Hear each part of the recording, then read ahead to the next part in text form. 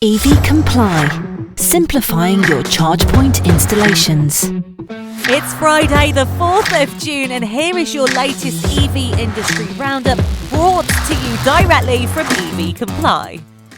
Kickstarting this week with this, EV goes all showbiz. The UK-based EV firm Lunaz has secured investment from David Beckham. The classic EV company will expand into commercial vehicles, and Beckham has taken a 10% stake in the firm, which was founded in 2018. He's joining investors such as Reuben and Barclay families. The Silverstone-based company aims to provide 500 highly skilled jobs by 2024. Lunaz represents the very best of British ingenuity in both technology and design. Beckham has said, "I was drawn to the company through their work restoring some of the most beautiful classic cars through upcycling and electrification." The landmark car-making tie-up between Ford and Volkswagen will begin to bear fruit in 2023, when the US manufacturer kickstarts its bold European EV offensive with a locally produced and regionally focused crossover to sit beneath the Mustang Mach-E.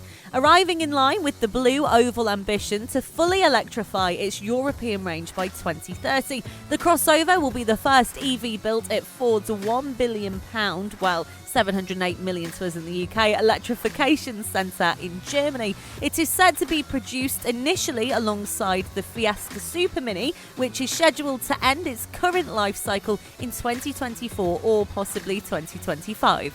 We all know about the big push to have everybody in EVs by 2030, but there's also a big push to reach net zero emissions by 2050. Now, the United States needs drastic increases in renewable energy, according to a Princeton University study released in December. The report traces one key avenue in the expansion of EV sales from 2% of new cars sold to around 50% of new sales by 2030. The lack of widespread, efficient and effective EV charging stations can block this target. One company tackling the expansion of EV infrastructure aims to address charging station economics in new ways, pushing connections to the electric grid in favour of individual solar-powered charging stations. Beam Global assumes the initial costs related to the charging station manufacturing and looks to make profit off corporate sponsorships. Beam has piloted this approach at San Diego, which plans for further national expansion. In turn, these sponsors receive the right to feature their name and brand on charging stations. So in other words, the monetization of this charging network comes not from the sales of electrons, but rather from naming rights. These rights typically last around 5 years, plus an additional option to renew. In addition to revenues derived from the direct sales of manufactured products, Beam also may earn revenue on maintenance fees.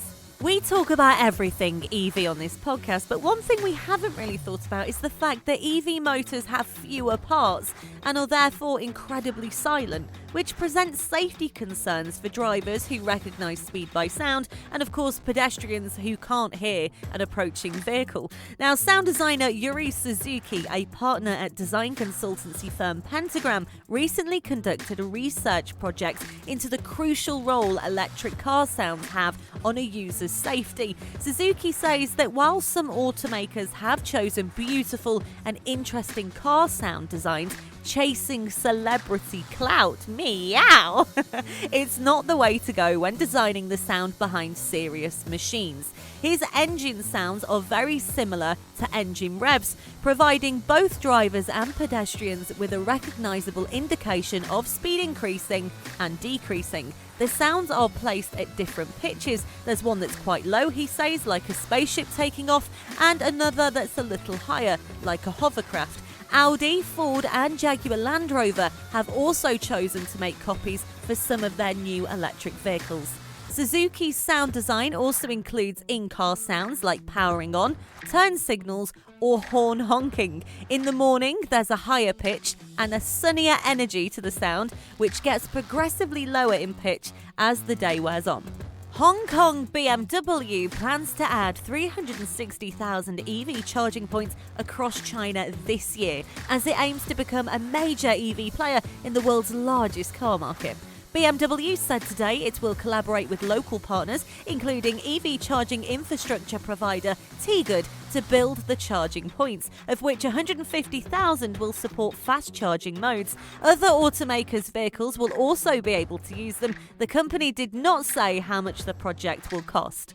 Have you ever wondered which European country is outdoing the rest when it comes to supporting the EV adoption? Unsurprisingly, I'm sure you already know that there are a lot of EV lovers up in Norway, and they do top the list. They're swiftly followed by their neighbouring Sweden, and third up is the United Kingdom. We're doing quite well. Now, when it comes to the number of EVs per 100,000 people, Norway comes into a league of its own. In the Nordic nation, there are 8,250 EVs for every 100,000 people in the country. In the UK, there are just 671 EVs per 100,000 by the way of comparison, but that's not to say that we're not all moving in the right direction. Excuse the pun.